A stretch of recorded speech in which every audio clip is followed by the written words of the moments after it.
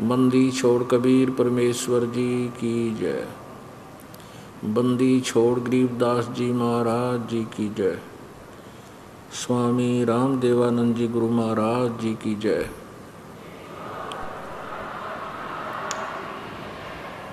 सर्व संतों की जय, सर्व भक्तों की जय, धर्मी पुरुषों की जय, श्री काशी धाम की जय, श्री छुडानी धाम की जय, श्री करौथा धाम की जय, श्री बरवाला धाम की जय। सत सही ग्रीव नमो नमो सतपुरुष को नमस्कार गुरु की नहीं। सुर नर मुनि जन साधुआं संतों सर्वस दी नहीं। सतगुरु साहेब संत सब डंडो तुम प्रणाम। आगे पीछे मध्य हुए तिनको जा कुर्बान। नराकार निर्विषम काल जाल वै बंदनम। निर्लेपम निज निर्गुणम अकल अनुबेशुंदुनम। सोहम सुरति समाप्तम सकल समाना नीरतलय। उज्ज्वल हिरंबर हरदमम बेपरवा अथाह वार पार नहीं मज्जतम। ग्रीव जो सुमरह सिद्ध होई गणनायक गलताना। करो अनुग्रह सोई पारस पद परवाना। आदि गणेश मनाऊं गणनायक देवन देवा। चरण कमल लो लाऊं आदंत करूं सेवा। परम शक्ति संगीतम रिद्धिदाता सोई। अवगत गुण अतीतम सतपुरुष निर्मोही। जगदम्बा जगदीशम मंगल रूप मुरारी। तन मन अर्पों शीसम भक्ति मुक्ति भंडारी। सुर नर मुनि जन ध्यावें ब्रह्मा विष्णु महेशा। शेष सहस मुख गावें पूज्य आद गणेशा। इंद्र कुबेर सरीखा वरुण धर्म राय ध्यावें। समर्थ जीवन जी का मन इच्छा फल पावें। 33 कोटि आधारा ध्यावें सहस 88। उतरे बहु जल पारा कट है यम की फांसी। 33 कोटि आधारा ध्यावें सहस 88। उतरे बहु जल पारा कट है यम की फांसी। सत साहिब कर जोरूं विनती करूं। धरूं चरण पर शीस। गुरु जी राम देवानंद जी महाराज ने दियो नाम बख्शीस। कोटि कोटि सिजदा करूं कोटि कोटि प्रणाम। चरण कमल में राखियो मैं बंदी जाम गुलाम। कुत्ता तेरे दरबार का मोतिया मेरा नाम। गले प्रेम की जेवड़ी जांखें चोवा जाऊं। तो करो तो बावड़ूं दूर दूर करो तो जाऊं। जो राखो तो ही रहूं जो देवो सो खाऊं। जय इब के सतगुरु मिले। सब दुख आँखों रोए।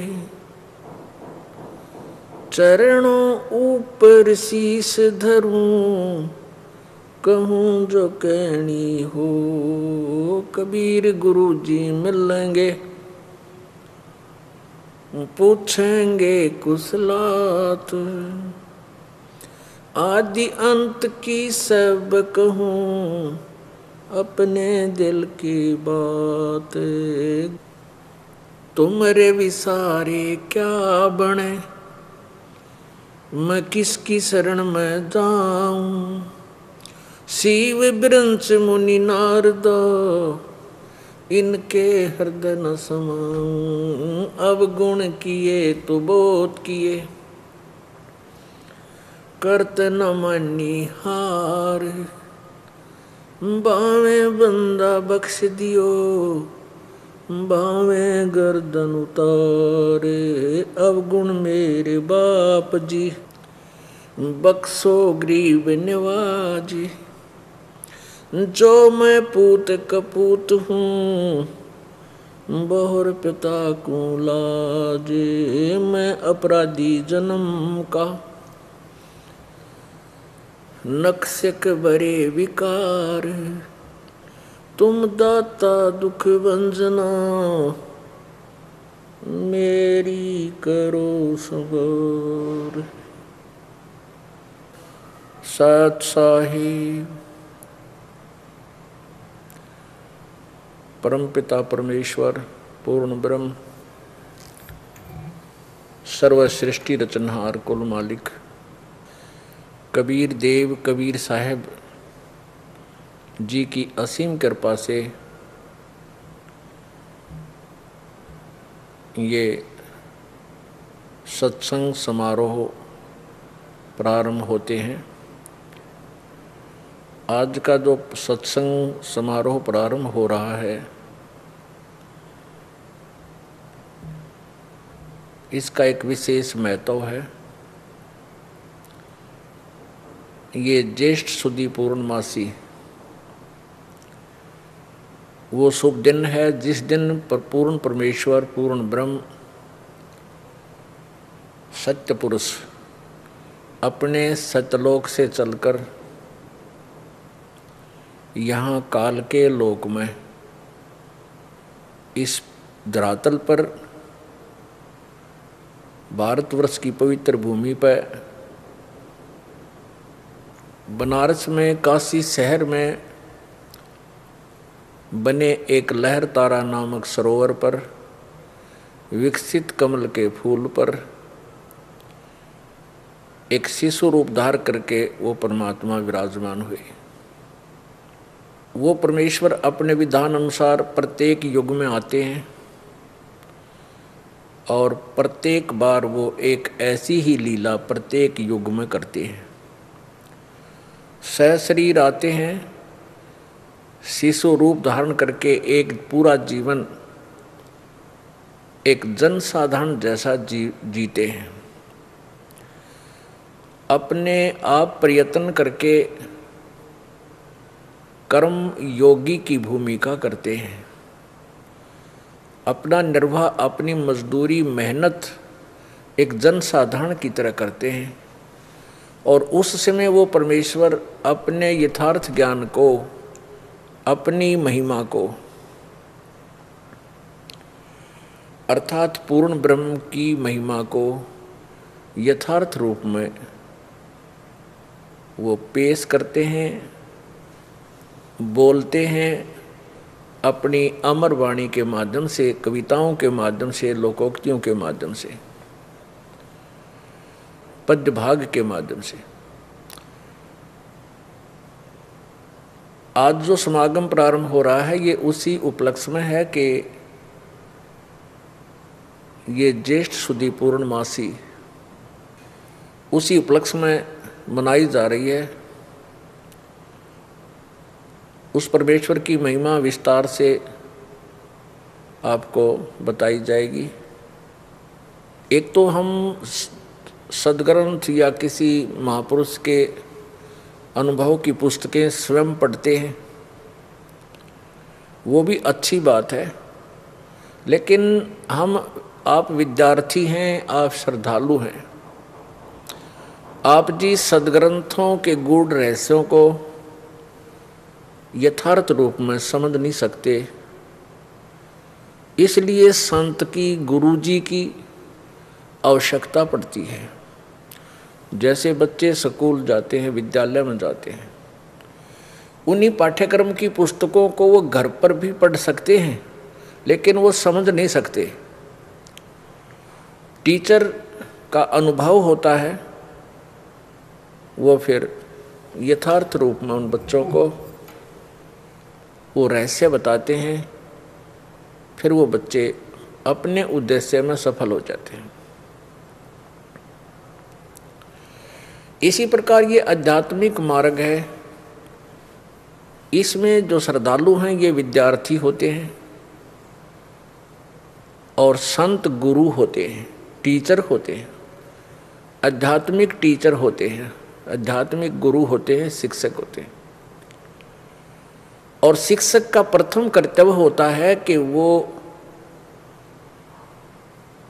पाठ्यक्रम की पुस्तकों से ही बच्चों को जानकारी देवे। पाठ्यक्रम यानी सिलेबस के अंदर से ही वो बच्चों को शिक्षा देवे, तो वो टीचर ठीक है। यदि वो टीचर अध्यापक आउट ऑफ सिलेबस पढ़ाता है, पाठ्यक्रम से अलग कोई कथाएं सुनाता है, तो वो टीचर ठीक नहीं। आध्यात्मिक मार्ग के कौन कौन से हमारे सब्जेक्ट हैं, कौन कौन सा सिलेबस है, उसके अंदर हम सदग्रंथ मानते हैं। उन सदग्रंथों को हम अपना सिलेबस मानते हैं। सदग्रंथों में कौन कौन आते हैं? प्रथम परम अक्षर ब्रह्म की वाणी, सच्चिदानंद घन ब्रह्म की वाणी, जिसके विषय में श्रीमद् भगवत गीता अध्याय नंबर 4 के श्लोक नंबर 32 में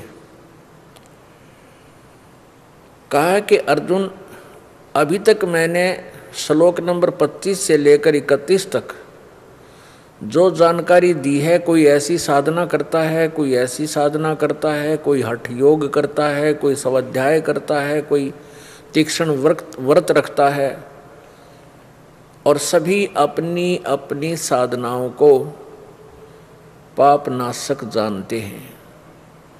लेकिन उस सच्चिदानंद घन ब्रह्म की वाणी में ब्रह्मणे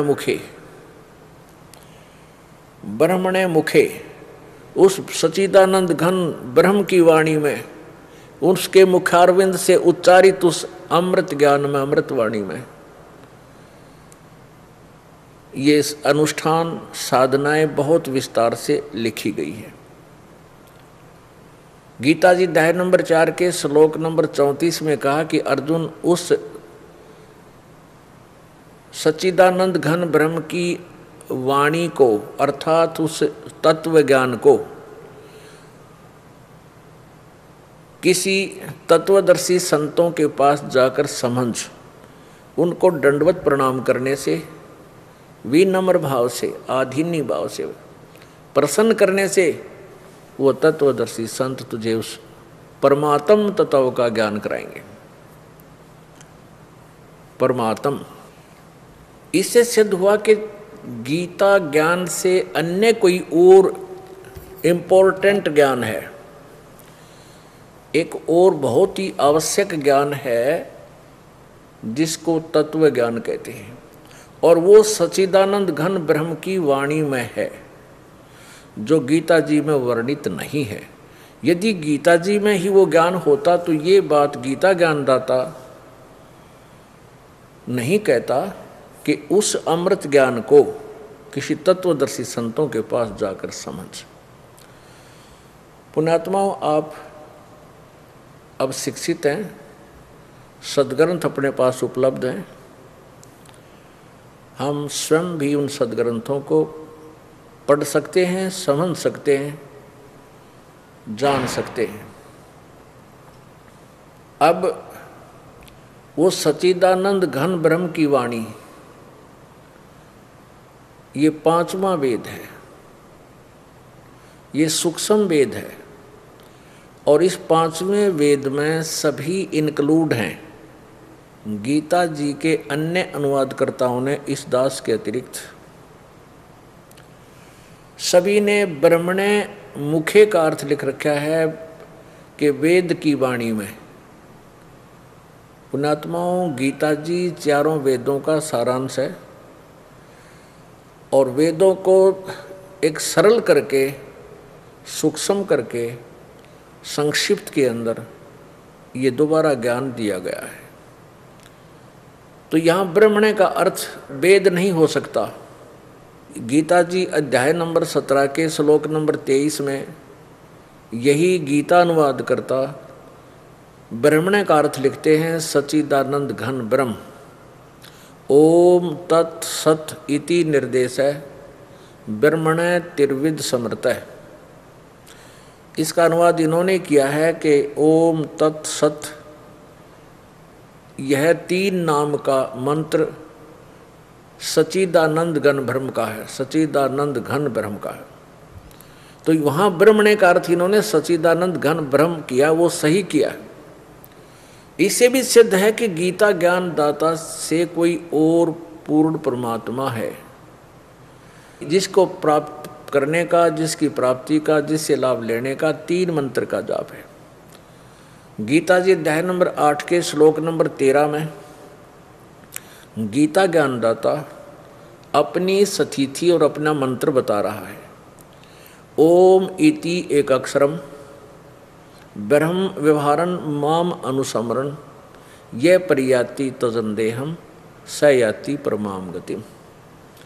यहाँ गीता ज्ञान दाता अपना मंत्र बताता है, अपना जाप बताता है कि मेरा तो एक अक्षर ओम है, माम ब्रह्म मुझ ब्रह्म का एक ओम अक्षर है, और जो इसको अंतिम श्वास तक सिमरण करता हुआ शरीर छोड़कर जाता है वो परम गति को प्राप्त होता है। यानी जो ब्रह्म से लाभ हमें मिलना है, उस ब्रह्म के सतर का जो लाभ हमें मिलना है वो ओम मंत्र से ही मिलेगा। और अपने वाली परम गति को गीता ज्ञानदाता ने अध्याय नंबर 7 के श्लोक नंबर 18 में कहा कि ये ज्ञानी आत्मा, उदार आत्मा है तो ये नेक, परंतु ये मेरे वाली ही अनुत्तम साधना में ही व्यस्त हैं, मेरे वाली अश्रेष्ठ साधना में ही व्यस्त है, लीन है। पुण्यात्मा, यहाँ भी इन अन्य अनुवादकर्ताओं ने गीता जी में गड़बड़ी की हुई है। इन्होंने अनुत्तम का अर्थ अति उत्तम किया है, जो किसी भी दृष्टिकोण से न्याय संगत नहीं है। कारण क्या रहा कि इन अनुवादकर्ताओं ने, इन संस्कृत के ज्ञाताओं को उस सूक्ष्म ज्ञान का पता नहीं था, तत्व ज्ञान का पता नहीं था, सूक्ष्म वेद का, क्योंकि वो गीता में नहीं, वो वेदों में नहीं, इन 4 वेदों से अन्य और है वो सच्चिदानंद घन ब्रह्म की वाणी, और वो परमात्मा स्वयं ही आकर के बोलते हैं। इसलिए गीता जी अध्याय नंबर 4 के श्लोक नंबर 32 में उसको ब्रह्मण्य मुखे यानी सच्चिदानंद घन ब्रह्म अर्थात परम अक्षर ब्रह्म ने अपने मुखारविंद से, अपने मुख कमल से उच्चारित करके बोला, वो तत्व ज्ञान है। तो इनको तत्व ज्ञान नहीं था, इसलिए इन्होंने अनुवादों में अड़ंगा कर दिया। अपनी अज्ञान सोच के आधार से पूरे मानव समाज को भ्रमित कर दिया। यहाँ इन्होंने गीता जी अध्याय नंबर 7 के श्लोक नंबर 18 में, गीता जी अध्याय नंबर 7 के श्लोक नंबर 24 में भी अनुत्तम शब्द को अति उत्तम लिखा है, श्रेष्ठ लिखा है, अनुवाद किया है। और कुछ एक ने क्या किया है कि 7वें अध्याय के 24वें श्लोक में तो अनुत्तम का अर्थ इन्होंने उत्तम लिख दिया। उत्तम, उत्तम माने श्रेष्ठ, जबकि अनुत्तम का अर्थ किसी दृष्टिकोण से भी श्रेष्ठ नहीं हो सकता। इनका कहने का भाव ये है, ये जो ये टांग अड़ाने वाले होते हैं अज्ञान से भरे पूरे, वो क्या कहते हैं कि समास के अंदर अनुत्तम का अर्थ जिससे उत्तम कोई ना हो यानी सर्वश्रेष्ठ, ऐसे बनाते हैं।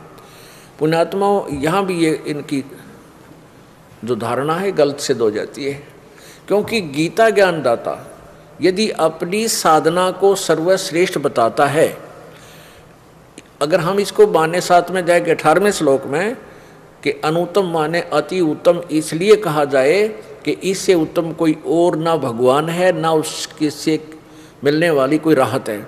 तो गीता ज्ञानदाता अध्याय नंबर 18 के श्लोक नंबर 62 में स्वयं कहता है कि अर्जुन तू सर्व भाव से उस परमेश्वर की शरण में जा, उस परमेश्वर की शरण में जा जिसकी कृपा से तो परम शांति और सनातन परम धाम को प्राप्त होगा। इससे सिद्ध हुआ कि गीता ज्ञान दाता से कोई अन्य और पूर्ण परमात्मा है, सर्वशक्तिमान है, सर्व सुखदाय है, पूर्ण मोक्षदायक है, जिसकी साधना से सनातन परम धाम यानी सदा रहने वाली शांति, कभी जन्म मृत्यु ना हो और जिस स्थान का कभी नाश ना हो, वो सनातन शाश्वतम स्थानम संस्कृत में उसको कहते हैं। तो पुण्यात्माओं से ये सिद्ध हो गया कि ये गीता के अनुवादकर्ताओं ने अपनी अज्ञान सोच से अनुत्तम का अर्थ सर्वश्रेष्ठ कर दिया। नहीं, अब जैसे गीता ज्ञानदाता चौथे अध्याय के 5वें और 9वें श्लोक में कहता कि अर्जुन तेरे और मेरे बहुत जन्म हो चुके हैं, तू नहीं जानता मैं जानता हूँ। मेरे जन्म और कर्म दिव्य हैं। इससे सिद्ध है कि गीता ज्ञान दाता का भी जन्म और मृत्यु होता है, अविनाशी नहीं है। गीता ज्ञान दाता गीता जी अध्याय नंबर 2 के श्लोक नंबर 12 में कहता है कि अर्जुन ऐसा नहीं है कि तू मैं और ये सब राजा लोग पहले नहीं थे या आगे ना होंगे। ये ना सोच के हम वर्तमान में ही हैं, अर्थात हम तू और ये सभी पहले भी जन्मे हैं, आगे भी हम जन्मेंगे, हमारा जन्म और मृत्यु होता रहेगा। गीता जी अध्याय नंबर 2 के श्लोक 17 में कहा कि अर्जुन नाश रहित तो उसको जान जिसको मारने में कोई भी समर्थ नहीं है और जिसने सब ब्रह्मांडों की रचना करके वो ही सबका संचालन कर रहा है। तो इससे सिद्ध हो गया कि गीता ज्ञानदाता अविनाशी नहीं है। इसलिए गीता अध्याय नंबर 15 के श्लोक नंबर 1 से लेकर 4 में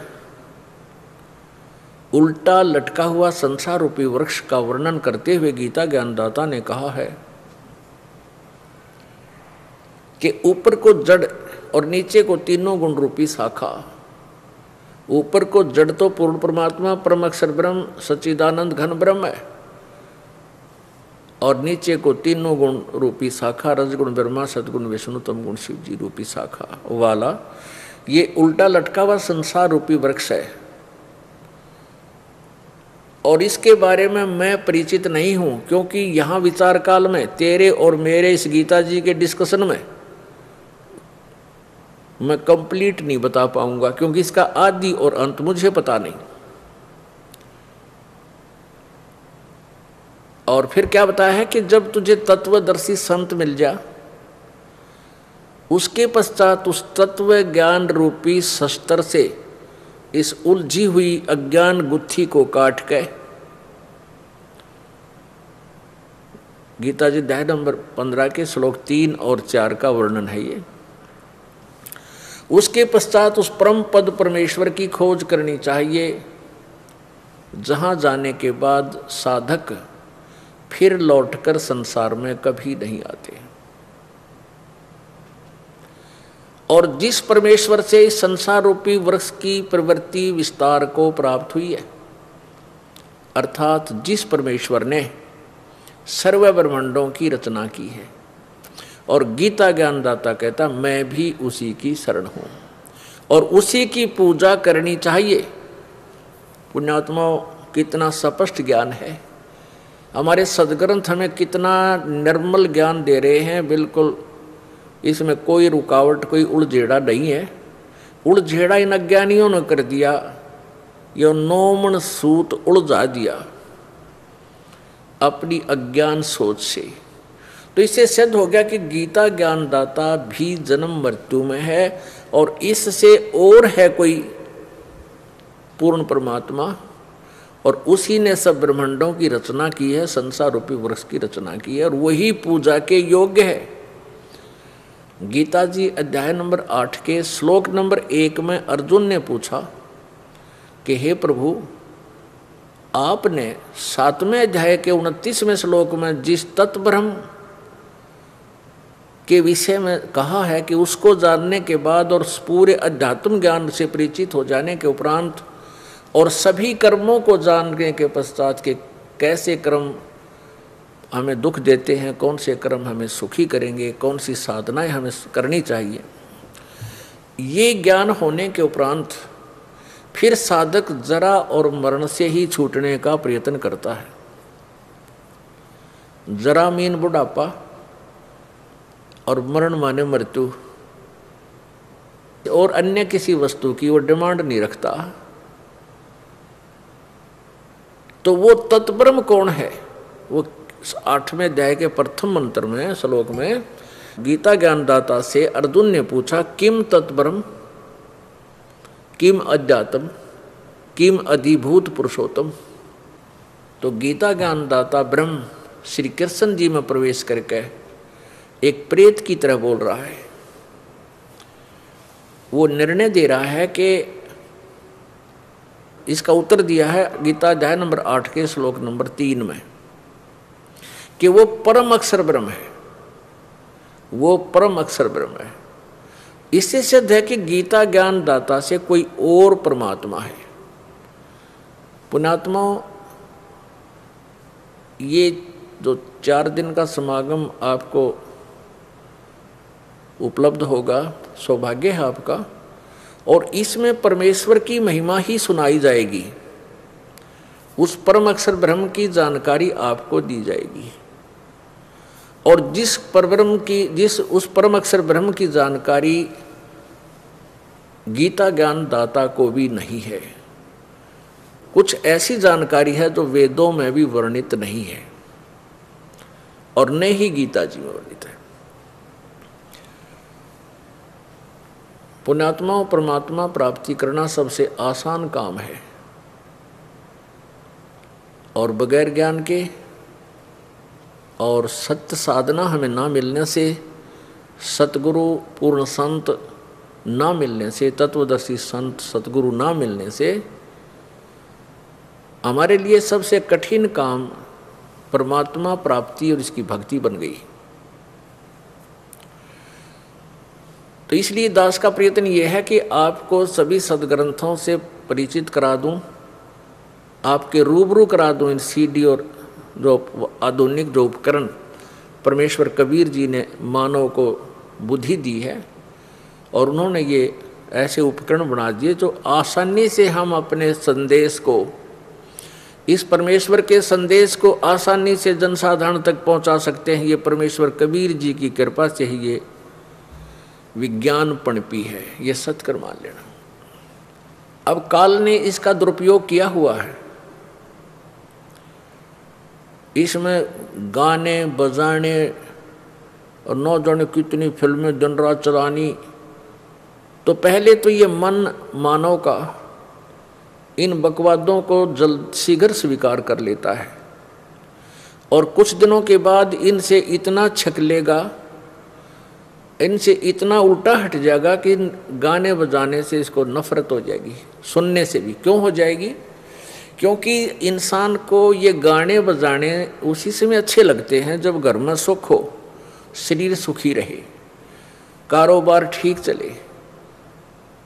और जिसके घर में आपत्ति आ जाती है, कोई किसी की अनटाइमली डेथ हो जाती है, कोई बालक, कोई बूढ़ा, कोई जवान है, मृत्यु हो जाती है, किसी को भी गाने बजाने अच्छे नहीं लगे, टक्कर मार मार कर होता है। किसी के कारोबार में हानि हो रही है, वो नहीं सुन सकता ये गाने गुणे। तो कुछ दिनों के बाद, वैसे तो ये मन की एक बुरी आदत है कि जैसे कोई एक सुप्रसिद्ध गाना होता है, जैसे पहले हम इस मार्ग पर नहीं लगे थे, तत्व ज्ञान नहीं हुआ था, तो कोई सुप्रसिद्ध गाने होते उसने बार बार सुनते और 5-4 बार सुने पाचे उससे कति सुनने दे जेल नहीं करता था ना और लावांगे। दूसरा सुनो, इस मन राजा की ऐसी आदत है, एक बार तो नई वस्तु को ग्रहण करता है, कुछ दिनों में उसको रिजेक्ट कर देता है। और एक परमात्मा की भक्ति ऐसी वस्तु है, परमात्मा का ज्ञान एक ऐसा है, चाहे इसने 1,00,000 बार सुन लेना, इससे और अधिक रुचि बनेगी, क्योंकि ये औषधि भी साथ है। परमात्मा की अमृतवाणी औषधि भी है। कौन सी औषधि है? हमारे पाप कर्मों को नाश करने की इसमें एक पावर है, शक्ति है, और जिसके कारण हम जितना इसको सुनेंगे उतने हमारे पाप कर्म नरम होते चले जाएंगे, कम होते चले जाएंगे, और हमें और अधिक रुचि बनेगी। और इतनी रुचि बनेगी कि हम इसको सुनते सुनते आंखों से आंसू आने लग जाएंगे, आत्मा गदगद हो जाएगी। तो ये आधुनिक उपकरण अब परमात्मा की महिमा को सुनने और सुनाने, जनसाधारण तक पहुंचाने के उत्तम साधन होंगे। अन्यथा पुण्यात्माओं, ये पहले कोई विज्ञान ना बनी, पहले ऐसी कोई मोटर कार ना बनी, हेलीकॉप्टर जहाज नहीं बने, मानव नहीं बन, क्या वही मानव है? वही मानव आज है। ये गॉड गिवन माइंड है, ये मानव का नहीं है। जैसे उपकरण बना लिए, यहाँ वो सैटेलाइट सेट कर दिए और यहाँ बैठे कितने सुन लो, ये परमात्मा का दिया हुआ दिमाग है। और परमात्मा ने ही सुनियोजित समय निर्धारित किया हुआ था कि इसको कलयुग नाम दिया। नहीं पहले हम देखें महाभारत में, रामायण में, एक गड्ढे में 6 घोड़े जोड़ के, एक रेडू में उसने रथ बोला है, और 6 घोड़े जोड़ कर जब उन्हें घसीट के ले जाया करती। क्यों? आज कच्चे रास्ते थे, गहरी गहरी लीखें हो जाती, उसमें रास्ते इतने गहरे हो जाते, एक खच्चर पर खच्चा भी कोई ना, तो इसलिए 5-6 जोड़ कर एक रेड उन्हें घिसे अंडा करते। तो क्या उनमें दिमाग नहीं था? क्या वो मानव नहीं थे? वो भी बना सकते थे, लेकिन नहीं, परमात्मा ने उस समय ये बुद्धि देनी ही नहीं थी आपको। तो अब ऐसी बुद्धि दी है, ये आधुनिक उपकरण बन गए हैं। इन आधुनिक उपकरणों के माध्यम से आप तक परमेश्वर का सत्संदेश सदग्रंथों वाला और दिखा दिखा के रूबरू करा के आपके हृदय में फीड करना है, ताकि आप जी सत्य से परिचित हो सके। अभी तक हमने जिसको भी हमने संत सुना किसी से कि ये संत है, उसी की बातों पर विश्वास किया, उनके द्वारा दिए गई साधना पर हम आरूढ़ हो गए और लाभ किसी को हुआ नहीं। तो प्रसंग चल रहा है कि परमात्मा का पाना सबसे आसान काम है, यदि हमें ये विश्वास हो जाए कि जो साधना हम कर रहे हैं ये सत्य है। पुण्यात्माओं, जैसे अन्य पंथों में अन्य संतों के अनुयायी भी साधना कर रहे हैं और वो भी अपने गुरुदेव के ऊपर विश्वास करके लगे हुए हैं। यदि उनको अविश्वास हो जाए तो वो छोड़ दें उसको। वो बेचारे अंधविश्वास में और ब्लाइंड फेथ करके वो कति अंधविश्वासी भगत अंधविश्वासी ही होते हैं। अंधविश्वासी का मतलब ये होता है कि जो गुरुजी कह रहे हैं वो सत्य है, और इतना मानना भी एक अच्छे ड्यूटी का कर्तव्य है, फर्ज है।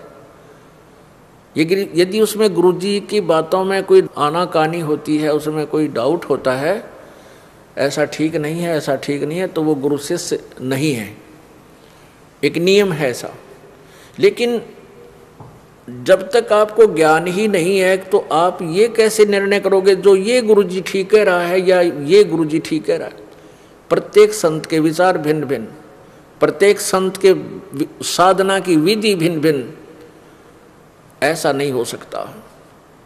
आम के पौधे को बीजने के लिए आम का ही बीज चाहिएगा। कोई ये कहे कि मैं भी आम का बीज रखता हूं और ये लो ये बीज है, और वो बीज दे रहा बबूल का, तो जिसने कभी आम का बीज देखा ही नहीं तो उसके लिए तो वो बबूल का बीज आम का बीज है, और उस बबूल के बीज को आम जानकर उसने बीज भी दिया है, सिंचाई भी कर रहा है, उसके सुरक्षा भी की हुई है। और जो परिचित है, जो माली है, वो कहे उसको कि बेटा ये तेरा बीज, ये तेरा पौधा आम का नहीं है, तो उसने विचार करना चाहिए कि इस व्यक्ति ने तेरे पौधे को आम का पौधा नहीं बताया और आप बीज रहे हो इसको आम के उद्देश्य से।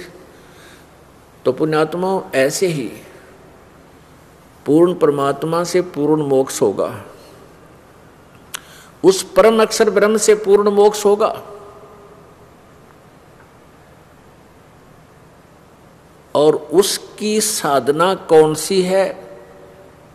क्योंकि उस परम अक्षर ब्रह्म से, सत्य पुरुष से हमारा पूर्ण मोक्ष होगा, फिर जन्म मृत्यु कभी नहीं होगी। जो गीता जी अध्याय नंबर 15 के श्लोक नंबर 1 से लेकर 4 का विवरण आपको सुनाया कि उसके पश्चात उस परम पद परमेश्वर की खोज करनी चाहिए, जहाँ जाने के बाद वो साधक फिर लौटकर संसार में कभी नहीं आता, अर्थात उसको पूर्ण मोक्ष प्राप्त होता है। तो हमने पूर्ण मोक्ष प्राप्त करना है। ये जानकारी कहाँ से हुई कि पूर्ण मोक्ष से हमारा छुटकारा होगा? और ये जानकारी कहाँ से हुई कि वो परम अक्षर ब्रह्म है? परम अक्षर ब्रह्म कहो चाहे सत्य पुरुष कहो, परम अक्षर ब्रह्म माने जो अविनाशी परमात्मा, और सत्य पुरुष का अर्थ भी अविनाशी परमात्मा। पुरुष माने प्रभु और सत्य माने सच्चा, अविनाशी। तो ये जानकारी हमें कहाँ से हुई? जैसे एक पंथ चला हुआ है, राधा स्वामी पंथ, और उसी से एक ब्रांच निकली है, धन धन सतगुरु तेरा ही आसरा, डेरा सच्चा सौदा सिरसा। और सिरसा से एक ब्रांच जगमाल वाली है, काला वाली के पास। तो ये एक ही कुएं का जल है, और ये सभी सतपुरुष और सतलोक की महिमा सुनी सुनाई कहते और सुनाते हैं। इन्होंने ये सतलोक और सचखंड और ये सतपुरुष कहाँ से जाना? कबीर परमेश्वर जी की अमर वाणी से। एक शब्द है, करने नो दीदार महल में प्यारा है, उसकी 32 कली हैं, 32 छंद हैं, उसमें विभाग हैं, और उसमें पूरा विवरण दे रखा है, नीचे से लेकर ऊपर तक के सभी वर्णन किया। उसी से श्री शिवदयाल जी महाराज जो राधा स्वामी पंथ के प्रवर्तक हैं, उन्होंने कबीर जी की वाणी से ये शब्द लेकर उसके आधार से उन्होंने सचखंड सतलोक की महिमा और सतपुरुष की महिमा, उसके पाने की विधि बतानी प्रारंभ की। वो नाम कौन से देते हैं? 5 नाम देते हैं। कौन सा नाम देते हैं? ओंकार, ज्योति निरंजन, ररंकार और सोहम और सतनाम। ये 5 नाम काल के। बात तो करते हैं सतपुरुष पाने की, सतलोक जाने की, और नाम देते हैं काल के। अब कोई महिमा तो गाता है आम की और बीज देता है बबूल का, तो उस बीज के बीजने से आम नहीं बन सकते, बबूल ही बनेगा। दास का उद्देश्य यही है कि जो दास ने कहा है कि ये 5 नाम काल के हैं, दास का कोई उद्देश्य नहीं है किसी को मिसगाइड करने का, लेकिन यथार्थ ज्ञान बताना मेरा उद्देश्य हो गया। मेरी मजबूरी हो गई सच कहना, और जो पुण्यात्मा है वो अपने सदग्रंथों को देख करके स्वीकार करेंगे। तो जैसे आम और बबूल का बीज साथ साथ दिखाया जाएगा, तो फिर दोनों का एकदम डिफरेंस पता लगेगा। तो पुण्यात्माओं, ये महिमा तो गाते हैं सतपुरुष और उस सतलोक की, और इनको कै खे का भी पता नहीं, सतपुरुष और सतलोक का। किसने तो सतपुरुष के हैं, किसको सतलोक के हैं, किस वो सतनाम के है, सारनाम क्या है, सत शब्द क्या है। कहने का भाव दास का ये है कि जब हमने कैसे पता चलेगा कि वो संत ज्ञानी थे या अज्ञानी? उनके द्वारा लिखी हुई उनके अनुभव की पुस्तकें जो आज सब समाज पढ़ रहा है, विशेषकर उनके अनुयायी, और उससे तुलना करेंगे फिर हम वेदों की, गीता जी की और अपने सूक्ष्म वेद, उस 5वें वेद से, फिर दोनों की भिन्नता आपके समझ में आएगी, तभी आप सत्य और असत्य का निर्णय कर सकोगे। आपको थोड़ी सी झलक दिखाएंगे, क्योंकि ये प्रकरण ऐसा आ गया कि यहाँ ये निर्णय करना अति आवश्यक हो गया, क्योंकि ये सीडी बनकर समाज में जा रही हैं। इनका जो है प्रचार प्रसार भी पूर्ण विश्व में होगा, एक दिन पूरे चैनलों पर होगा, तो उसमें रह रह कर इनका सत्य और असत्य सामने होगी, तभी हम समझ सकेंगे। अब देखिएगा, एक पुस्तक है सार वचन वार्तिक, राधा स्वामी वालों की। उस सार वचन में क्या लिखा है कि ये पुस्तक हजूर जी साहब शिवदयाल जी के वचनों का संग्रह है जो उन्होंने ज्ञान दिया। अब पुण्यात्माओं लोग ऐसे कहते हैं कि जैसे कोई सौदागर होता है और उसने हजारों टन कणक का सौदा करना है, तो वो क्या करता है कि एक बोरी में एक परखी मार के देख लेता है। एक लोहे की हो है, आगे पतली सी और पीछे उसमें 100 ग्राम कणक आ जाती है, तो ऐसे वो बोरी में घुसो देते हैं और फिर उसको ऐसे खींच लेता है वापस, तो उसमें कुछ कणक आ जाती, वो मटेरियल आ जाता है जो उस बोरी में होता है। फिर उसको वो देख लेता है किस टाइप की क्या क्वालिटी है। उस एक बोरी में से थोड़े से दाने निकाल कर वो और 5-7 बोरी, ऐसी एक बोरी में से एक ही परखी मारता है। वो देख लेता है कि ये, या 2 लगा लेता है, 3 लगा लेता है, इसमें कैसा माल है, फिर वो सौदा कर लेता है।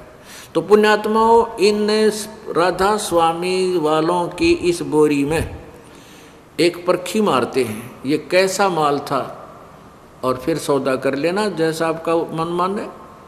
अब देखना, ये है सार वचन वार्तिक, यहाँ देखो, ये है सार वचन वार्तिक, हजूर स्वामी जी महाराज राधा स्वामी सत्संग व्यास। प्रकाशक हैं जगदीश चंद्र सेठी, सेक्रेटरी राधा स्वामी सत्संग व्यास, डेरा बाबा जयमल सिंह, पंजाब 143-204। 1961 और 1903 में राधा स्वामी सत्संग व्यास में ये प्रकाशित हुई। मुद्रक है लक्ष्मी ऑफसेट प्रिंटर दिल्ली, ये वहाँ से छपी। इसकी भूमिका में कमाल कर रखा, स्पष्ट कर दिया है भूमिका। सार वचन राधा स्वामी वार्तिक हजूर स्वामी जी महाराज के वचनों का संग्रह है। ये वचन सत्संगों तथा अन्य चर्चाओं के दौरान सत्संगियों ने नोट किए थे। स्वामी जी महाराज के परम धाम सिधारने के कुछ वर्ष बाद इनका संग्रह करके पुस्तक रूप में छपवाया गया। सन 1902 में बाबा जयमल सिंह जी ने सार वचन राधा स्वामी वार्तिक को पहली बार गुरमुखी लिपि में छपवाया, पंजाबी में, यानी गुरमुखी लिपि में छपवाया। वचन यही थे। प्रस्तुत पुस्तक उसी का प्रथम गुरमुखी संस्करण के अनुसार है और अब इसका हिंदी संस्करण प्रकाशित किया जा रहा है। सन 1902 से इसको पढ़ते हुए आ रहे श्रद्धालु। आगे देखिएगा। स्वामी जी महाराज का शुभ नाम सेठ शिवदयाल जी था। आपने 25 अगस्त 1818 में आगरा शहर में जन्म लिया। आपके पिताजी का नाम सेठ दिलवाली सिंह जी था तथा माता जी का नाम महामाया जी था। आपके पूर्वज पंजाब के रहने वाले थे और घर में गुरु ग्रंथ साहिब का पाठ किया जाता था। आपके माता पिता हाथरस के प्रसिद्ध संत तुलसी साहिब के भगत थे। स्वामी जी महाराज ने भी तुलसी साहिब की काफ़ी संगत की थी। बचपन से ही स्वामी जी महाराज का रुझान अध्यात्म की ओर था। आपने एक कमरे में बैठकर 17 वर्ष सुरत शब्द योग का अभ्यास किया। ये भूमिका पढ़ रहे हैं। और सन 1861 में बसंत पंचमी के दिन खुले तौर पर आम सत्संग और सुरत शब्द योग का उपदेश शुरू किया। कबीर साहब, गुरु नानक साहब, रविदास, दादू, पलटू, तुलसी साहब आदि महात्माओं का भी यही उपदेश था। समस्त बेज, मौलाना रूम, हाफिज आदि इनका भी यही जो कह रहे हैं कि कबीर साहब भी यही बताया करते, नानक साहब भी यही बताया करते, जो हजूर साहब ने बताया, इनका उद्देश्य ये कहने का। अब देखना है, इस हजूर साहब जी के वचन दिखाते हैं आपको। ये देखिएगा, राधा स्वामी दयाल की दया, राधा स्वामी साहब, खुलासा उपदेश हजूर राधा स्वामी साहब का। यहाँ से वचन शुरू होते हैं, यह जगत नासवान है और सब असबाब भी इसका नासवान है। अब यहाँ से आगे देखना, दफ़ा नंबर 1। दफ़ा नंबर 1 में लिखा है कि सिर्फ काम इतना है कि इंसान यानी मनुष्य अपनी सूरत यानी रूह को उसके खजाने और निकास यानी मुकाम सतनाम और राधा स्वामी में, यहाँ सतनाम और राधा स्वामी को ये मुकाम बोल रहे हैं। मुकाम माने स्थान, पृथ्वी। ये सतनाम और राधा स्वामी को मुकाम माने सतनाम, स्थान बोल रहे हैं। अब प्रश्न नंबर 14 पर, वो 13 पर आपने पढ़ा, और वचन नंबर 3, जितने आचार्य और महात्मा और अवतार और पैगंबर हर एक मजहब में हुए हैं, वे सब अपने अभ्यास के जोर से अंतर में तरफ मुकाम असली के चले, पर सब के सब धुर स्थान तक नहीं पहुँचे। सो बहुत से तो मंजिल पहली और कोई दूसरी मंजिल पर और कोई बिरले साध और प्रेमी मंजिल तीसरी तक पहुँचे। सिर्फ संत मंजिल 5वीं यानी सतनाम। अब देख लो कति स्पष्ट है, ये सतनाम को स्थान बोलते हैं। मंजिल, मंजिल माने स्थान। ये देखो मंजिल यानी मंजिल 5वीं तक पहुँचे। ये मंजिल 5वीं यानी सतनाम, या मंजिल 5वीं यानी 7वां स्थान सतनाम। और बिरले कोई मंजिल 8वीं यानी 8 मंजिल माने स्थान, 8वें स्थान राधा स्वामी पद तक पहुँचे। अच्छा, अब ये चौथा, ये तीसरा वचन सुना आपने, ये तीसरा वचन, इसमें स्पष्ट है कि ये सतनाम और राधा स्वामी को स्थान सिद्ध कर रहे हैं। अब यहाँ देखिए प्रश्न नंबर 15 पे और वचन नंबर 4। अब समझना चाहिए कि राधा स्वामी पद सबसे ऊंचा स्थान है, मुकाम है। राधा स्वामी पद सबसे ऊंचा मुकाम है, स्थान है, और यही नाम कुल मालिक और सच्चे साहिब और सच्चे खुदा का है। ये राधा स्वामी खुदा का नाम भी है और स्थान भी है, पृथ्वी भी है, ये कहीं पर स्थान भी है। और इस मुकाम से यानी राधा स्वामी स्थान से नीचे सतनाम का मुकाम है। इनकी देख बुद्धि कौन से गाम जारी थी है भगवान। यहाँ सतनाम को मंजिल स्थान बोल रहे हैं और मुकाम बोल रहे हैं। यहाँ देखिएगा, यानी मुकाम सतनाम और राधा स्वामी में।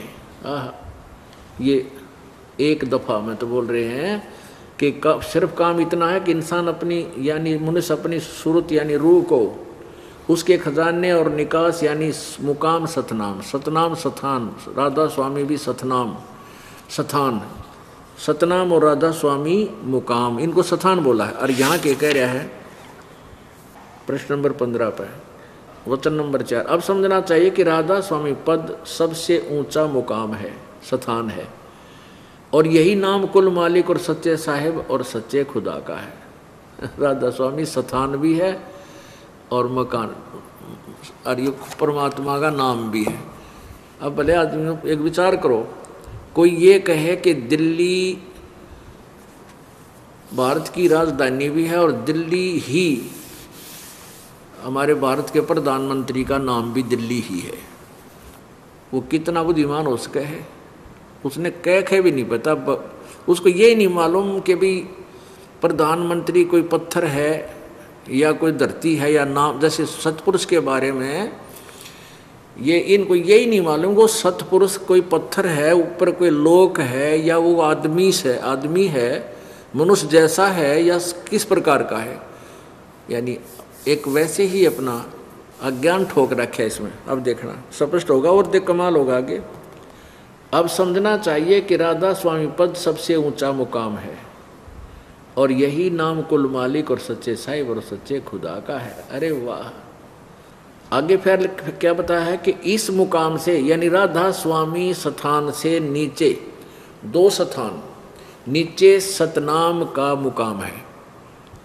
अरे भले आदमियों, यहाँ तो सतनाम को मंजिल बता रहे तुम, 5वीं मंजिल यानी सतनाम स्थान, और फिर यहाँ स्थान का स्थान है, नीचे सतनाम का स्थान है, मुकाम सतनाम भी स्थान है, फिर उसका मुकाम भी सतनाम स्थान का स्थान है।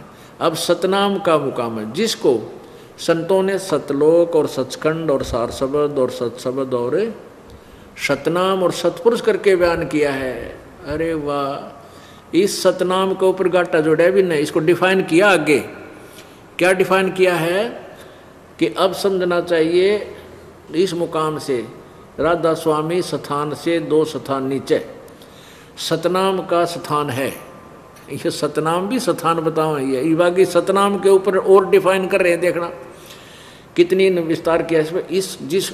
जिसको सतनाम को संतों ने सतलोक सचखंड और सार शब्द और सत्शब्द और सतनाम और सतपुरुष करके बयान किया है।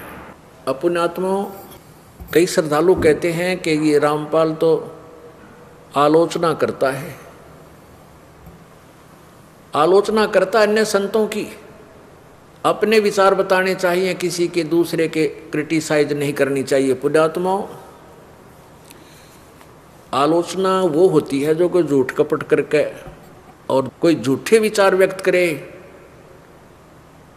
और पुण्यात्मा, इनकी लिखी हुई पुस्तक को पढ़ के सुनाना भी अगर ये आलोचना मानते हैं तो बुद्धि नाम की वस्तु नहीं उन श्रद्धालुओं में जो इसको आलोचना कहते हैं। परमात्मा क्या बताते हैं कि ये चातुर प्राणी चोर हैं और मूढ़ मुग्ध हैं ठोठ, ये संतों के नहीं काम के, इनको दे गड़जोट।